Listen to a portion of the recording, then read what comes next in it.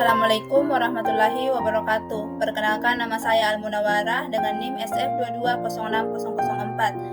Di sini saya akan memaparkan materi tentang teknologi formulasi sediaan semi-solid dan liquid. Definisi sirup eliksir. Menurut Farmakope Indonesia edisi 3, eliksir adalah sediaan berupa larutan yang mempunyai rasa dan bau sedap, mengandung selain obat juga zat tambahan seperti gula dan atau zat pemanis lainnya, zat warna, zat pewangi, dan zat pengawet. Digunakan sebagai obat dalam. Sebagai pelarut utama digunakan etanol, dimaksudkan untuk mempertinggi kelarutan obat. Contohnya sirup bronkris, sirup bisolfon, sirup batugin, sirup termagon, dan sirup musoheksin.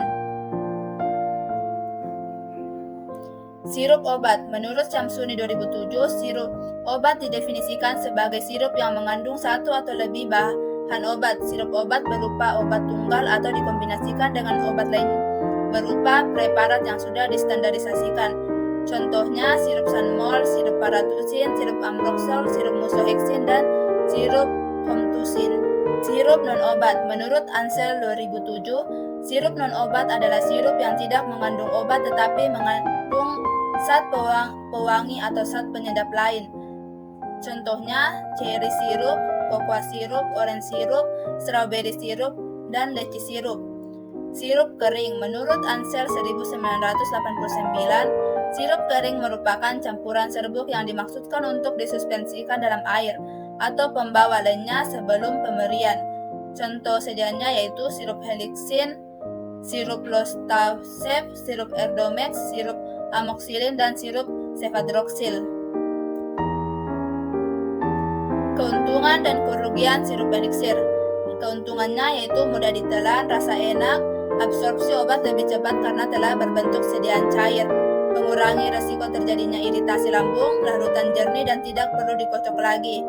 Kerugiannya yaitu alkohol kurang baik untuk kesehatan anak, mengandung bahan mudah menguap sehingga harus disimpan dalam botol gelap dan jauh dari sumber cahaya. Keuntungan dan kerugian sirup obat. Keuntungannya yaitu lebih mudah diabsorpsi untuk pasien yang sulit menelan obat tablet, dapat menutupi bau dan rasa yang tidak enak, tidak cocok untuk obat yang tidak. Kerugiannya yaitu tidak cocok untuk obat yang tidak stabil dalam bentuk larutan, formulasi sulit untuk bahan kelarutan rendah. Keuntungan dan kerugian sirup non-obat.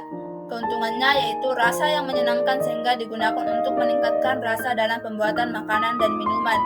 Digunakan sebagai pemanis alami, dapat digunakan sebagai pengaroma dan perasa pada makanan dan minuman. Kerugiannya yaitu tidak memiliki efek terapi. Kandungan gula yang tinggi dapat menyebabkan obesitas dan diabetes. Keuntungan dan kerugian sirup kering. Keuntungannya yaitu praktis dan mudah dibawa, stabil dan dapat disimpan dalam waktu yang lama, biaya produksi lebih murah. Kerugiannya yaitu harus dilarutkan terlebih dahulu sebelum digunakan, rasa manis yang kurang enak. Faktor-faktor yang mempengaruhi kelarutan. Adapun faktor-faktor yang dapat mempengaruhi kelarutan ialah suhu. Pengaruh suhu terhadap kelarutan hanya berpengaruh secara signifikan apabila fase reaktan memiliki fase padat atau gas. Sifat pelarut. Sifat pelarut seperti polaritasnya dapat mempengaruhi kelarutan zat tertentu. Konsentrasi zat dalam pelarut. Konsentrasi zat dalam pelarut juga dapat mempengaruhi kelarutan suatu zat. pH pelarut. pH pelarut dapat mempengaruhi kelarutan zat tertentu. Ukuran partikel. Ukuran partikel zat terlarut juga mempengaruhi kelarutan, di mana semakin halus partikelnya, semakin cepat larut. Metode pembuatan sirup eliksir. Sirup eliksir dibuat dengan cara melarutkan bahan obat dalam larutan eliksir. Larutan eliksir adalah larutan yang mengandung alkohol, air, dan bahan tambahan lain yang sesuai. Bahan tambahan lain yang sering digunakan dalam larutan eliksir adalah asam sitrat, natrium sitrat, dan propilen glikol. Evaluasi sirup eliksir. Evaluasi sirup eliksir meliputi evaluasi organoleptis, fisika, dan kimia. Evaluasi organoleptis meliputi pengamatan warna, rasa, bau, dan sediaan. Evaluasi fisika meliputi pengukuran pH, viskositas, dan bobot jenis sediaan. Evaluasi kimia meliputi penetapan kadar bahan aktif dan sediaan. Metode pembuatan sirup obat. Sirup obat dibuat dengan cara melarutkan bahan obat dalam larutan sirup. Larutan sirup adalah larutan yang mengandung sukrosa, air, dan bahan tambahan lain yang sesuai.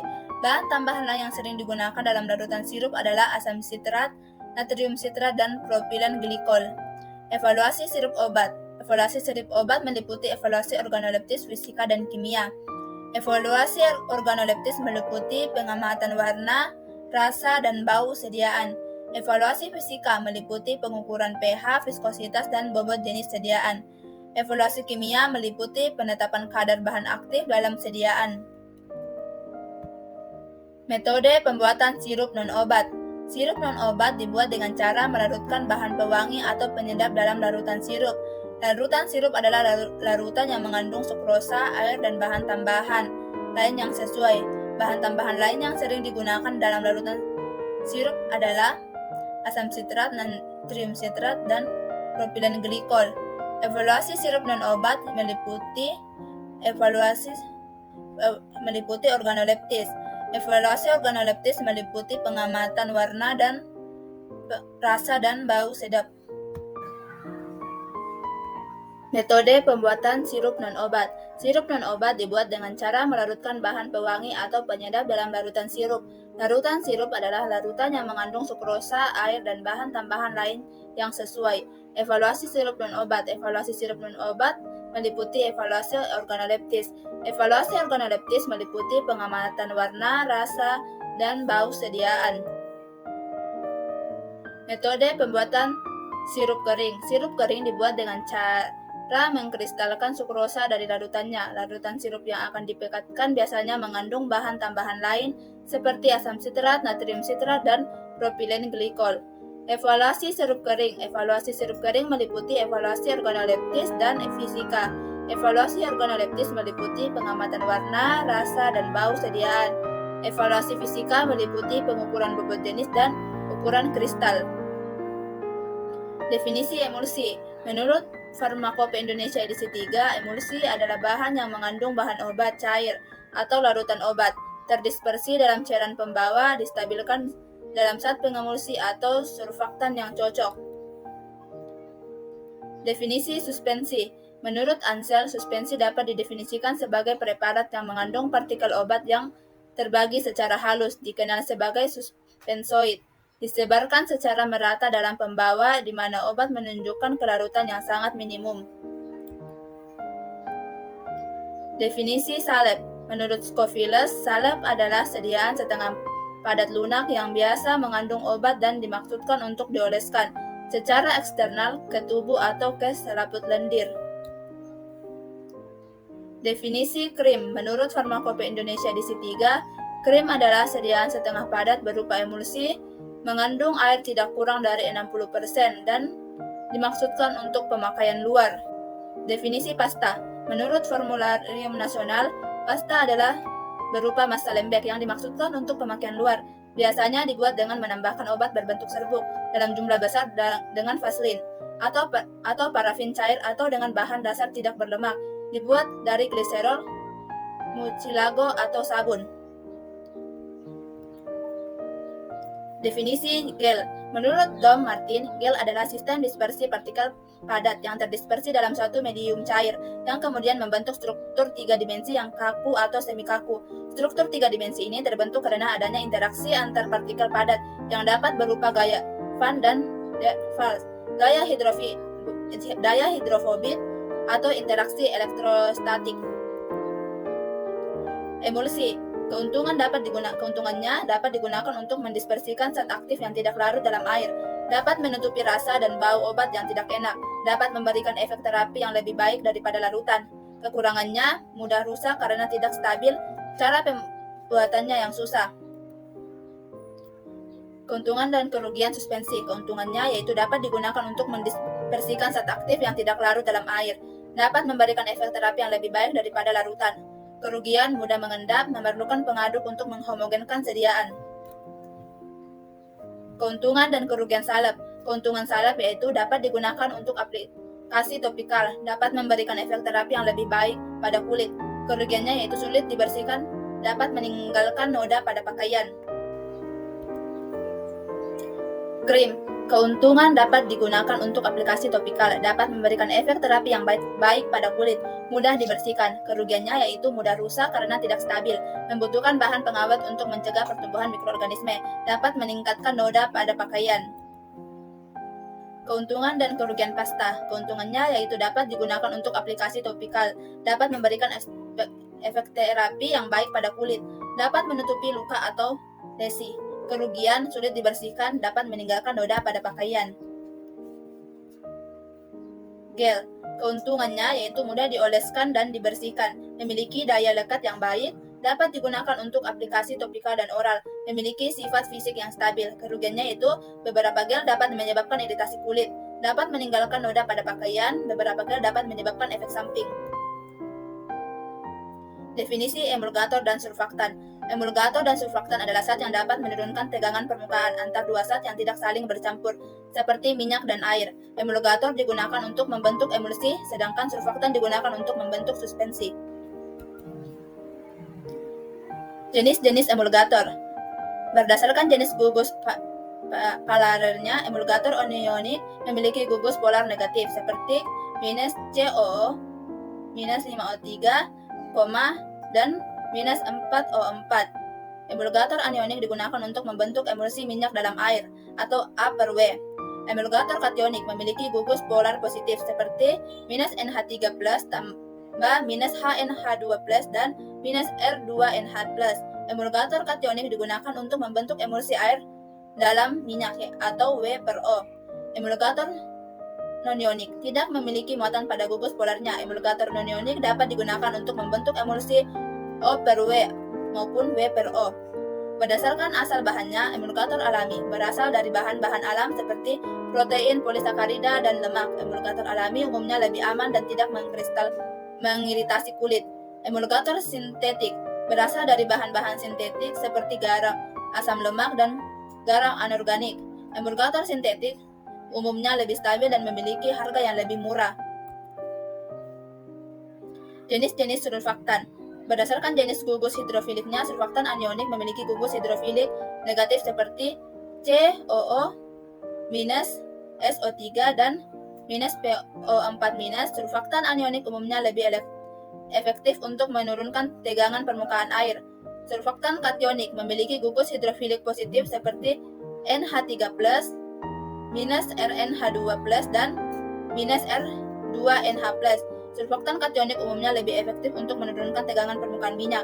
Surfaktan non-ionik tidak memiliki muatan pada gugus hidrofilik. Surfaktan non-ionik umumnya lebih stabil daripada surfaktan anionik dan kationik. Berdasarkan jenis gugus hidrofiliknya, surfaktan rantai panjang memiliki gugus hidrofilik yang panjang. Surfaktan rantai panjang umumnya lebih efektif untuk membentuk emulsi O per W atau minyak dalam air. Surfaktan rantai pendek memiliki gugus hidrofilik yang pendek. Surfaktan rantai pendek umumnya lebih efektif untuk membentuk emulsi W per O. Definisi emulsi HLB. HLB atau Hydrophilic Lipophilic Balance adalah suatu parameter yang digunakan untuk membentuk kecenderungan suatu emulgator untuk membentuk emulsi minyak dalam air atau O per W, atau air dalam minyak atau W per O. HLB dihitung dengan menggunakan rumus berikut. HLB sama dengan 20H kurang L. Keterangannya yaitu H adalah gugus hidrofilik dan L adalah gugus hidrofobik. HLB yang lebih besar dari 12 menunjukkan bahwa emulgator lebih cenderung membentuk emulsi O per W, sedangkan HLB yang lebih kecil dari 12 menunjukkan bahwa emulgator lebih cenderung membentuk emulsi W per O. HLB yang mendekati 12 menunjukkan bahwa emulgator dapat membentuk emulsi O per W dan W per O. Contoh perhitungan HLB yaitu emulgator sorbital monosetiarat atau SPAN 60. Gugus hidrofilik sama dengan 2 gugus hidroksil. Gugus hidrofobik 1 gugus ester. HLB sama dengan 20H kurang L sama dengan 20 dikali 2 dikurang 1 sama dengan 39. HLB emulgator span 60 adalah 39, yang menunjukkan bahwa emulgator ini lebih cenderung membentuk emulsi O per W. Definisi deflokulasi dan flokulasi. Deflokulasi adalah peristiwa terurainya agregat partikel koloid menjadi partikel-partikel tunggal. Flokulasi adalah peristiwa penggabungan agregat partikel koloid menjadi agregat yang lebih besar. Proses pembentukan deflokulasi. Proses deflokulasi secara alami dapat terjadi karena beberapa faktor, yaitu adsorpsi ion-ion. Ion-ion yang terabsorpsi pada permukaan partikel koloid dapat mengurangi gaya tolak-menolak antar partikel, sehingga partikel-partikel koloid tersebut dapat bergabung membentuk gumpalan. Perubahan ukuran partikel. Partikel koloid yang berukuran besar akan lebih mudah mengalami deflokulasi daripada partikel koloid yang berukuran kecil. Perubahan kelarutan. Partikel koloid yang kelarutannya rendah akan lebih mudah mengalami deflokulasi daripada partikel koloid yang kelarutannya tinggi. Proses pembentukan deflokulasi. Proses deflokulasi dengan menambahkan zat deflokulasi dapat terjadi karena zat deflokulasi dapat menetralkan muatan pada permukaan partikel koloid, sehingga gaya tolak-menolak antar partikel berkurang. Zat deflokulasi yang sering digunakan adalah garam logam, alkali, dan alkali tanah seperti natrium klorida, kalium sulfat, dan kalsium klorida. Proses pembentukan flokulasi.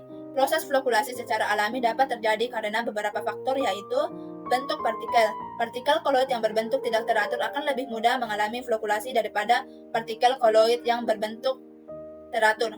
Muatan partikel. Partikel koloid yang bermuatan sama akan lebih mudah mengalami flokulasi daripada partikel koloid yang bermuatan berbeda. Kesetimbangan elektrostatik. Ketidaksetimbangan elektrostatik pada permukaan partikel koloid dapat menyebabkan terjadinya flokulasi. Proses pembentukan deflokulasi.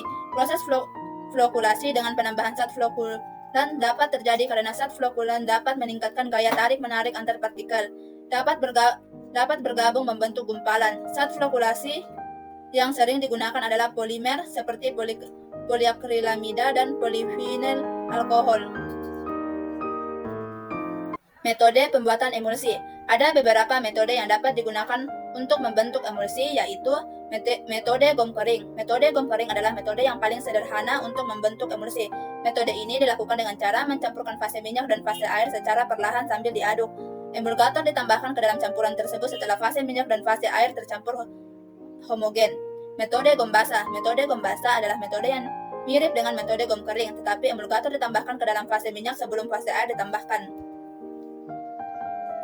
Metode pembuatan emulsi. Metode dispersi. Metode dispersi adalah metode yang digunakan untuk membuat emulsi dengan viskositas tinggi. Metode ini dilakukan dengan cara mendispersikan fase minyak ke dalam fase air dengan menggunakan alat panas. Emulgator ditambahkan ke dalam campuran tersebut setelah fase minyak terdispersi secara homogen. Metode sentrifugasi. Metode sentrifugasi adalah metode yang digunakan untuk membuat emulsi dengan viskositas rendah. Metode ini dilakukan dengan cara mencampurkan fase minyak dan fase air secara perlahan sambil diaduk. Emulgator ditambahkan ke dalam campuran tersebut setelah fase minyak dan fase air tercampur homogen. Campuran tersebut kemudian disentrifugasi untuk memisahkan fase minyak dan fase air. Evaluasi emulsi. Evaluasi sediaan emulsi dilakukan untuk mengetahui kualitas sediaan emulsi tersebut. Evaluasi sediaan emulsi meliputi beberapa parameter, yaitu ukuran partikel, homogenitas, dan viskositas. Metode pembuatan suspensi. Ada beberapa metode pembuatan sediaan suspensi, yaitu metode dispersi. Metode dispersi adalah metode pembuatan suspensi dengan cara mendispersikan partikel zat aktif ke dalam medium pendispersi. Metode redispersi. Metode redispersi adalah metode pembuatan suspensi dengan cara meredispersikan partikel zat aktif yang telah terdispersi dalam medium pendispersi lain. Metode ini digunakan untuk membuat suspensi dari zat aktif yang tidak larut dalam medium pendispersi yang diinginkan. Metode granulasi. Metode granulasi adalah metode pembuatan suspensi dengan cara membuat granul dari partikel zat aktif dan bahan pembentuk. Granul kemudian didispersikan ke dalam medium pendispersi. Evaluasi suspensi. Evaluasi sediaan suspensi meliputi uji organoleptis, uji pH, uji viskositas, uji waktu pengendapan, uji stabilitas. Metode pembuatan salep. Ada dua metode utama pembuatan sedian salep, yaitu metode peleburan dan pengadukan. Metode ini digunakan untuk membuat salep yang mengandung bahan dasar salep yang mudah melebur, seperti salep dasar hidrokarbon, salep dasar lanolin, dan salep dasar polietilen glikol. Metode pencampuran dan pengadukan. Metode ini digunakan untuk membuat salep yang mengandung bahan dasar salep yang tidak mudah melebur, seperti salep dasar beeswax, salep dasar setil alkohol, dan salep dasar vaselin. Evaluasi salep. Evaluasi salep meliputi uji organoleptis, uji homogenitas, uji daya lekat, uji daya sebar, uji pH, uji stabilitas. Metode pembuatan krim. Krim dapat dibuat dengan dua metode, yaitu metode peleburan. Metode peleburan adalah metode pembuatan krim dengan cara melelehkan fase minyak dan fase air secara terpisah, kemudian mencampurkan kedua fase tersebut sambil diaduk hingga homogen. Metode ini cocok untuk pembuatan krim dengan fase minyak yang tidak terlalu kental. Metode emulsifikasi. Metode emulsifikasi adalah metode pembuatan krim dengan cara mencampurkan fase minyak dan fase air dengan bantuan emulgator. Metode ini cocok untuk pembuatan krim dengan fase minyak yang kental. Metode pembuatan pasta. Metode pembuatan sedian pasta dapat dibagi menjadi dua, yaitu metode pemanasan. Pada metode ini, bahan-bahan sedian pasta dipanaskan hingga meleleh atau larut. Setelah itu, bahan-bahan diaduk hingga homogen. Metode ini digunakan untuk membuat pasta yang mengandung zat aktif yang tidak tahan panas, seperti minyak atsiri, dan zat aktif yang bersifat termolabil. Metode dingin. Pada metode ini, bahan-bahan sedian padat dicampur secara langsung tanpa dipanaskan. Metode ini digunakan untuk membuat pasta yang mengandung zat aktif yang tidak panas, seperti zat aktif bersifat termostabil. Evaluasi pasta. Evaluasi pasta yaitu evaluasi organoleptis, evaluasi homogenitas, evaluasi pH, evaluasi viskositas, dan evaluasi daya sebar. Metode pembuatan gel. Metode pembuatan sedian gel dapat dibagi menjadi dua, yaitu metode pencampuran. Pada metode ini, bahan pembentuk gel dan zat aktif dicampurkan secara homogen. Bahan pembentuk gel dapat berupa hidrokoloid, seperti agar-agar, gelatin, dan karbomer. Metode polimerisasi. Pada metode ini, bahan pembentuk gel dipolimerisasi secara in situ. Bahan pembentuk gel yang sering digunakan adalah polimer sintetik seperti karbomer, hidroksietil selulosa, dan poliakrilamida. Evaluasi gel. Evaluasi sediaan gel meliputi evaluasi organoleptik, evaluasi pH, evaluasi viskositas, dan evaluasi stabilitas sediaan gel. Sekian pemaparan materi saya. Assalamualaikum warahmatullahi wabarakatuh.